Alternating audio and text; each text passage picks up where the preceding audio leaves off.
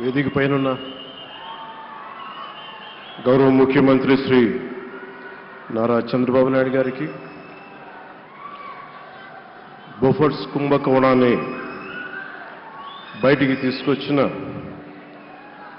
Hindu managing director, ఒకప్పుడు ఎడిటర్గా పనిచేసిన శ్రీ ఎన్ రామ్ గారికి, రాజస్థాన్ పత్రిక చీఫ్ ఎడిటర్ ఓనర్ అయిన శ్రీ గులాబ్ కొఠారి గారికి, చిత్ర పరిశ్రమ అతిరథ మహారథులందరికీ,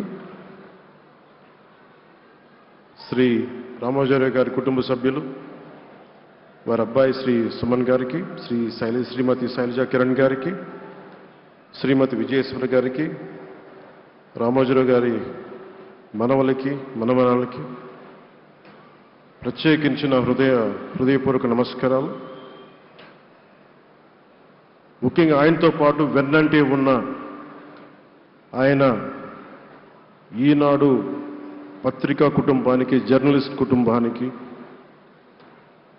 వారందరికీ కూడా నా ప్రత్యేక హృదయపూర్వక నమస్కారం. రామోజీరావు గారి గురించి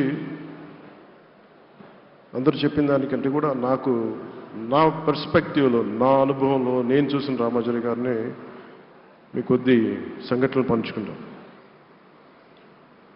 రామోజీరావు గారు నాకు సినిమాలు ఉన్నా కానీ నాకు పరిచయం లేదు. ముందు ఆయన స్టూడియోస్లో చేసినా కానీ ఫస్ట్ టైం పాలిటిక్స్కి ఎంటర్ అయిన తర్వాత 2008లో ఆ సమయంలో ఆయన్ని కలవటం జరిగింది. ఆయన మాట్లాడిన విధానం చాలా నిక్కచ్చిగా, ప్రజల పక్షపాతాన్ని. ఆయన మాట్లాడుతున్నంతసేపు నాకు మైండ్లో ఒకటే అనిపించింది, మనసులో జర్నలిస్టిక్ వాల్యూస్ని కాపాడటానికే ఆయన ఉన్నారు. ప్రజాక్షేమం, ప్రజా సంక్షేమం, ఈ పర్స్పెక్టివ్లోనే, ఈ కోణంలోనే ఆ చర్చ జరిగింది. నన్ను ఒకే ఒకసారి ఆయన 2019లో ఒక లంచ్కి ఆహ్వానించారు వారి కుటుంబ సభ్యులతోటి. ఆ రోజు ఆయన మాట్లాడింది దేశ పరిస్థితులు, ముఖ్యంగా పత్రికా స్వేచ్ఛ గురించి, పత్రికా రంగం ఎంత కీలకమైంది. ఆయన ఎప్పుడూ కాంప్రమైజ్ అవ్వలేదు. ఒక విషయం చెప్పాలి అంటే అది తనకి తెలిసిన వారు అవ్వచ్చు, తన సన్నిహితులు అవ్వచ్చు, స్నేహితులు అవ్వచ్చు, కుటుంబ సభ్యులు అవ్వచ్చు, జనం కోసం వచ్చేటప్పటికి నిష్పక్షపాతంగా చాలా నిర్దాక్షిణ్యంగా ఉంటుంది ఆయన ఆలోచన పరిధి. అదే ఆయన ఈనాడు పేపర్లో రిఫ్లెక్ట్ అవుతుంది.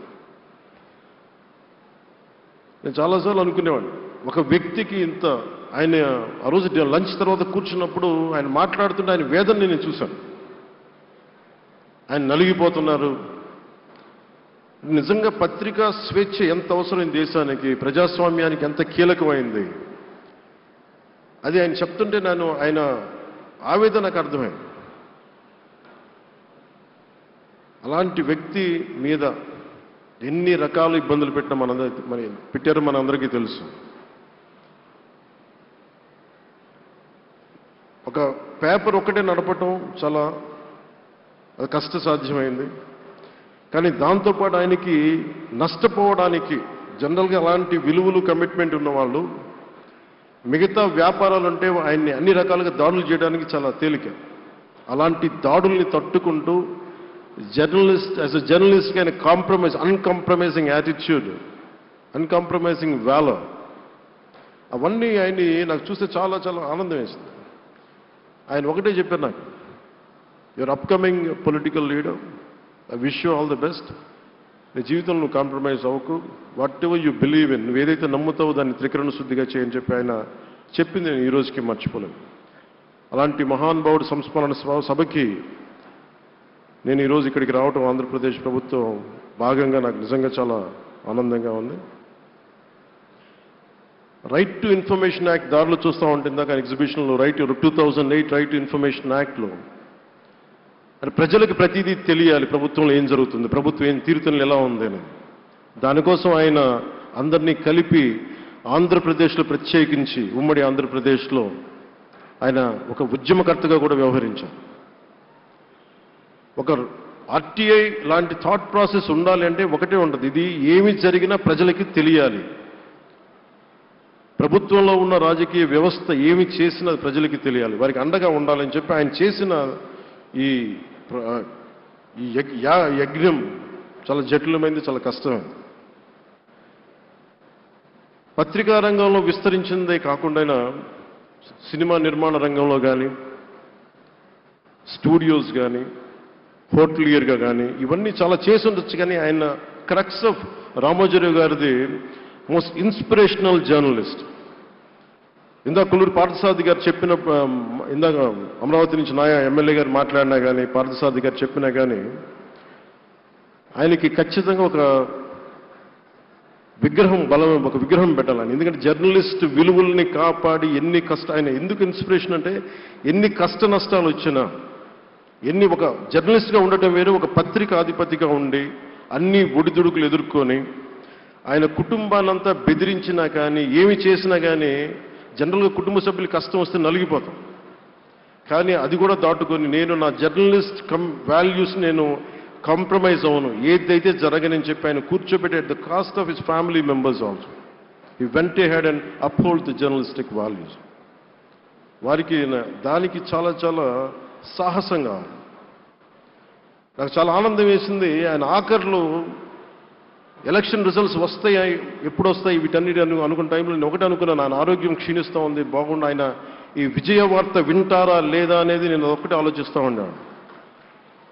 సో నేను శ్రీమతి శైలజా కిరణ్ గారిని, సుమన్ గారిని, శ్రీమతి విజయశ్రీ గారిని అడిగినప్పుడు నేను ఒకటి అడిగాను, ఆయన విన్నారా అండి, ఆయనకి మాటలు వినిపించినాయా? అందరూ చెప్తారు ఆయనకి వినిపించట్లేదంటే, లేదు, చాలా ఒక 24 గంటలు ఆ విజయాన్ని దశాబ్దం పాటు నలిగారు, దశాబ్దన్నర పాటు నలిగి ఆయన్ని నలిగిన తర్వాత ఆయన అలాంటి వ్యక్తి విజయ వార్త వినకపోతే అక్షోభిస్తుందేమో ఆత్మని అనిపించేది. కానీ విజయ వార్త వినే ఆయన పరమదించారు. అందుకు నాకు చాలా ఒక తృప్తినిచ్చింది. అలాంటి మహానుభావులకి నా నివాళులు అర్పిస్తూ ఆయన నుంచి ఎవరైనా నేర్చుకోవాల్సింది ప్రజాస్వామ్యాన్ని పరిరక్షించడానికి ఎవరి స్థాయిల్లో, ఒక పత్రికాధిపతిగా కావచ్చు, ఎవరు ఏ స్థాయిలో ఉన్నా దాన్ని మనం కాపాడాల్సిన అవసరం ఉంది. అలాగే ఆయన జర్నలిస్టిక్ వారసత్వ ప్రవాహం అంటే ఉదాహరణకి ఈనాడు, ఈటీవీ తాలూకు ప్రజెంటేషన్ ఆఫ్ న్యూస్ చాలా న్యూట్రల్గా, అన్బయాస్డ్గా ఉండదు. ఏదైనా విషయం చెప్పేటప్పుడు నా గురించి ఎంత రాస్తారో, నన్ను తిట్టాలనుకున్నప్పుడు అంతే తిడతారు. అంటే నువ్వు చేసే పనిని బట్టే గుర్తిస్తారు తప్ప నాకు తెలుసు కదా అని చెప్పి మళ్ళీ దానికి ఫేవరెటిజం ఉండదు. అది తెలుగుదేశం పార్టీ కావచ్చు, ఇంకొక పార్టీ కావచ్చు, కాంగ్రెస్ కూడా కావచ్చు. కాంగ్రెస్ చేస్తే కాంగ్రెస్ని ఆయన్ని పైకెత్తిన సందర్భాలు ఉన్నాయి. అలాగే ఏ పార్టీ తప్పులు చేసి నచ్చని, ప్రజలకి ఇబ్బందికరమైన సంఘటనలు జరిగినప్పుడు ఏం మాత్రం వెనకాడకుండా ఫ్రంట్ పేజీలు వేసేవాడు. ఫ్రంట్ పేజీలో మరీ చాలా బలంగా చేసేవాడు. సో అందుకే నాకు అనిపించింది ఒక జర్నలిస్టిక్ వాల్యూస్, ఆయన తాలూకు వారసత్వ ప్రవాహం ప్రతి జర్నలిస్టు పుణికిపుచ్చుకోవాలి, తీసుకోవాలి. ఒక నది ఒక ప్రవాహం వెళ్తున్నప్పుడు మన స్థాయి, అది నువ్వు ఒక చిన్న బకెట్తో తీసుకుంటావు, చెంబుతో తీసుకుంటావు, ప్రవాహంలో నీళ్లు ఉన్నట్టుగా రామోజీరావు గారి జర్నలిస్టిక్ వారసత్వ ప్రవాహాన్ని మనం ఎంత తీసుకుంటాం అనేది మన స్థాయిని బట్టి ఉంటుంది. అది ఒక మోటార్ వేసి ఒక ట్యూబ్ మనకి పైప్లో తోడుకునేలాగా ఉండొచ్చు, లేదంటే నా స్థాయి ఇంతే అంటే కూర్చోబెట్టి ఒక చెంబుతో తోడుకోవచ్చు. అలాంటి అపరిమితమైన ప్రవాహం, ఆగని ప్రవాహం, ఉధృతమైన రామోజీరావు గారి జర్నలిస్ట్ వారసత్వ ప్రవాహం ఈ రాష్ట్ర ప్రజలందరూ కూడా, తెలుగు ప్రజలందరూ కూడా దాని నుంచి మనకి ఒక స్ఫూర్తిని తీసుకోవాలని మనస్ఫూర్తిగా కోరుకుంటూ, నాకు అవకాశాన్ని ఇచ్చిన నా సహచర మంత్రివర్యులందరికీ, ఇక్కడికి వచ్చిన ప్రత్యేక ఆహ్వానితులుగా వచ్చిన జర్నలిస్ట్ పెద్దలందరికీ, పత్రికా ప్రతినిధులందరికీ, ఇక్కడికి వచ్చిన అతిథులందరికీ, విశిష్ట అతిథులందరికీ ప్రత్యేకమైన ధన్యవాదాలు తెలియజేసుకుంటూ, కృతజ్ఞతలు తెలియజేసుకుంటూ సెలవు తీసుకున్నాను. జై హింద్.